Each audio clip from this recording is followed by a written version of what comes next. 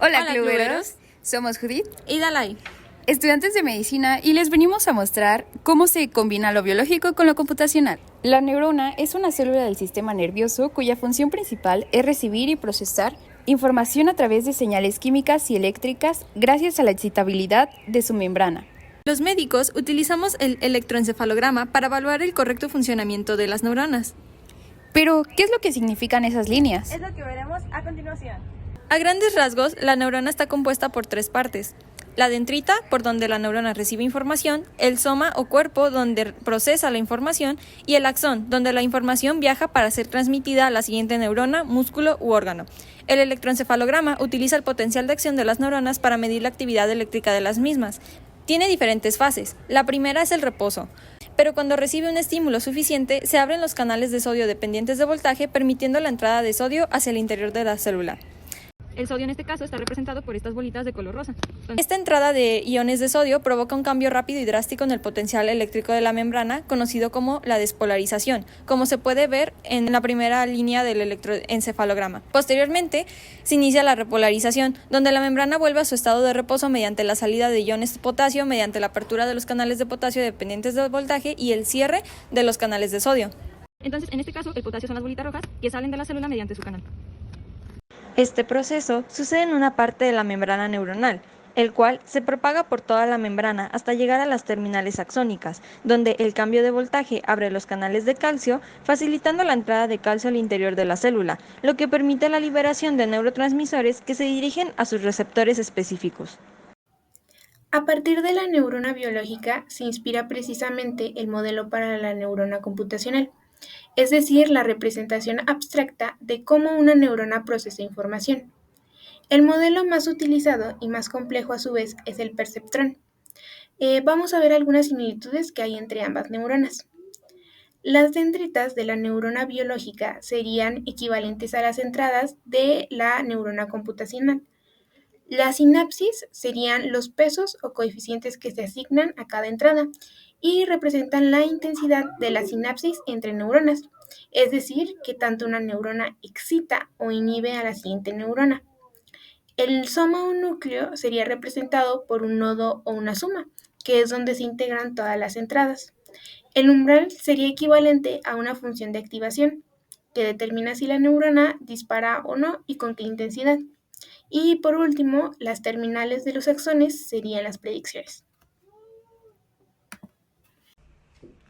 ¿Qué es realmente una función de activación? Es una función de la forma f de x que se agrega a una red neuronal artificial para ayudar a la red a aprender patrones complejos en los datos. ¿Por qué son tan importantes? Ayudan a mantener el valor de la salida de la neurona restringido a un cierto límite según nuestro requisito.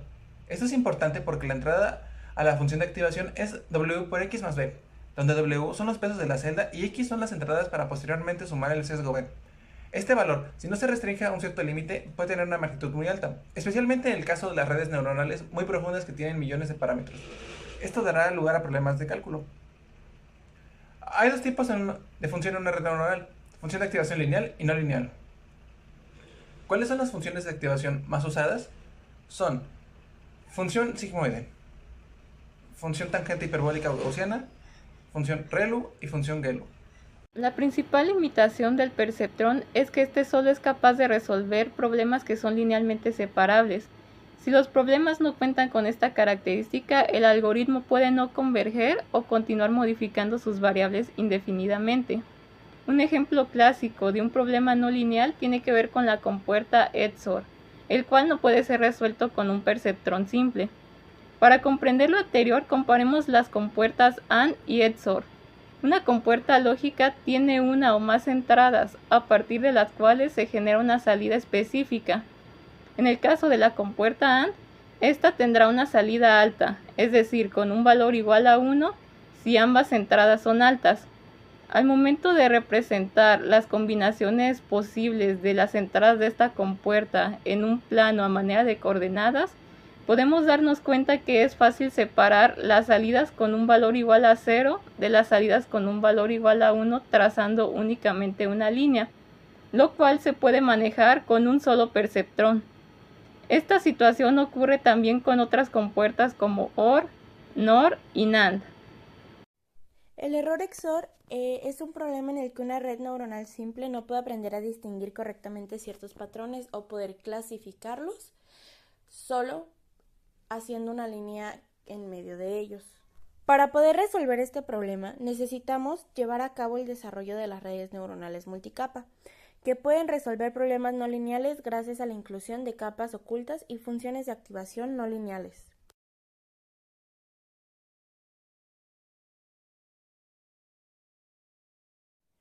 Para ello lo comprobamos a partir del uso de un Raspberry Pi, que es una pequeña computadora del tamaño de una tarjeta que puede utilizar para muchas cosas, como navegar en internet, ver videos y hacer trabajos normales.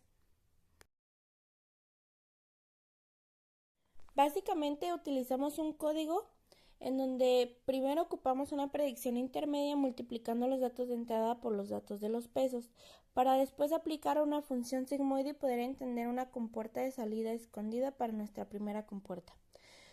Volvemos a realizar lo mismo, pero ahora vamos a ocupar la primera compuerta para poder ayudarnos y crear una segunda compuerta.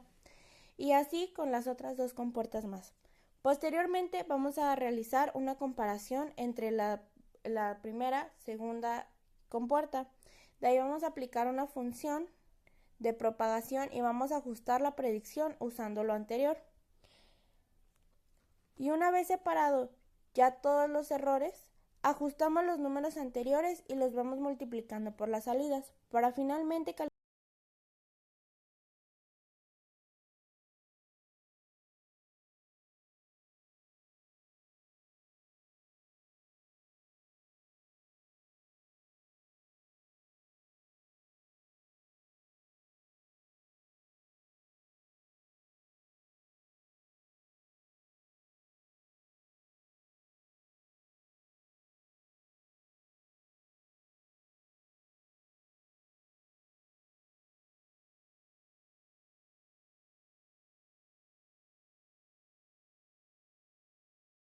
Ahora vamos a hablar de las redes neuronales. Primero tenemos que entender qué son.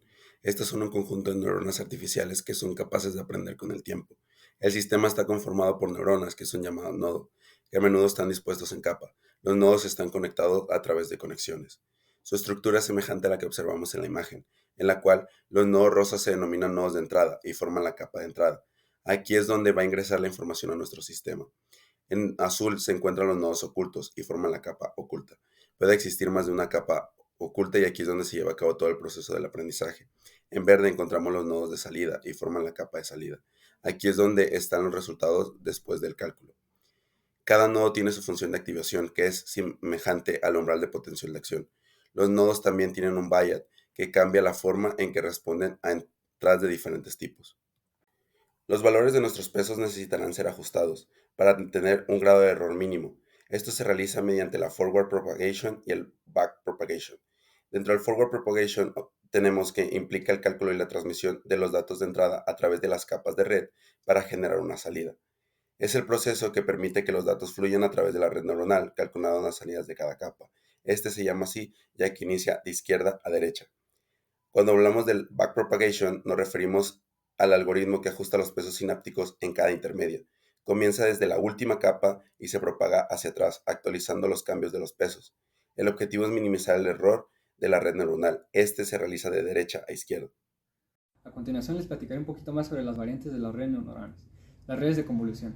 Estas redes, basadas en el procesamiento visual de las imágenes en el cerebro humano, nos sirven para detectar tanto objetos en las imágenes o detalles y animales, incluso para identificar patrones en ciertos tipos de encefalografías. Estos algoritmos también pueden darse uso en los automóviles autónomos para identificación de objetos tanto como otros autos o también para identificar choques. En el uso de nuestro club utilizamos técnicas sobre el procesamiento no lineal para identificar ciertos tipos de variaciones en los datos de epilepsia. Esta semana nuestro equipo se ha centrado en el análisis de espectrogramas, convirtiendo señales temporales en representaciones visuales detalladas. Esto nos permite identificar cambios de potencia y patrones anómalos de actividad cerebral en diversas frecuencias del espectro. El análisis tiempo-frecuencia puede transformar la detección temprana de convulsiones, acelerando decisiones terapéuticas y mejorando el cuidado neurocrítico. Participamos en la competencia HMS, Harmful Brain Activity Classification de Harvard Medical School en Kabul, usando Machine Learning con Python para automatizar la detección y clasificación de convulsiones y otras actividades cerebrales perjudiciales mediante señales de EEG. Este enfoque muestra cómo el Machine Learning puede impactar positivamente en la práctica médica diaria. La estandarización es crucial, ya que los médicos no siempre coinciden en la interpretación de los EEG. Una solución basada en Machine Learning podría ofrecer una metodología más consistente y precisa, mejorando la atención para condiciones cerebrales críticas como la epilepsia. Existen diversos hiperparámetros que requieren un diseño meticuloso de la arquitectura para alcanzar los mejores resultados. Elementos como las capas convolucionales, el max pooling y la normalización por lotes o batch normalization son fundamentales. Asimismo, podemos ajustar el número de capas, la cantidad de neuronas, la tasa de aprendizaje y el tamaño de los números o batch number. La adecuada manipulación de estos hiperparámetros nos permite optimizar el modelo, logrando así una mayor precisión y un rendimiento superior. Hemos desarrollado una red neuronal convolucional basada en capas para poder predecir actividad cerebral dañina a partir de datos de electroencefalografías. Nuestro modelo está entrenado para mejorar la precisión en la detección de lesiones cerebrales. A través de este proceso de entrenamiento, podemos evaluar la exactitud de nuestra red en la predicción de posibles daños cerebrales. En la primera imagen se pueden apreciar las capas que incorporamos al código, mientras que en la segunda se presenta el proceso de entrenamiento de la red convolucional. En la práctica de nuestro código para detección de convulsiones mediante una red neuronal convolucional, evaluamos su rendimiento mediante dos variables. La primera, que era la precisión, la cual era el porcentaje de acierto en las predicciones que tenía, y la otra era la pérdida, la cual es la comparación entre la salida esperada y la que estamos obteniendo. Para poder optimizar o mejorar estas variables, nosotros recurrimos al experimento de cuántos números de capas ocultas íbamos a utilizar, también el número de neuronas que íbamos a tener, y esto sería para la flexibilidad que tiene el modelo, que no se llegue a sobreentrenar, y también llega a un límite en que no hay una mejora, además que estamos sujetos a la capacidad computacional con la que estamos trabajando. También hay otras variables como la función de activación, que depende de qué tipo de salida estamos trabajando, si es continua o es clasificadora, y también acerca de si nuestras conexiones son lineales o no.